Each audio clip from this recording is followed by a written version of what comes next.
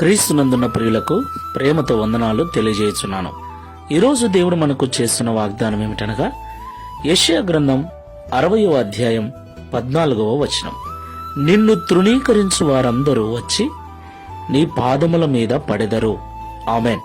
నా ప్రియమైన సహోదరి సహోదరులారా, ఈ లోకంలో జీవిస్తున్న మనమందరం కూడా మనలో ఉన్న లోపాలను బట్టి, బలహీనతలను బట్టి, చేసిన తప్పులను బట్టి, వచ్చిన రోగములను బట్టి, ఇలా అనేక కారణాల వలన ఇతరులు మనల్ని తృణీకరిస్తూ ఉంటారు, తూలనాడుతూ ఉంటారు, వ్యతిరేకిస్తూ ఉంటారు, దూరంగా పెడుతూ ఉంటారు.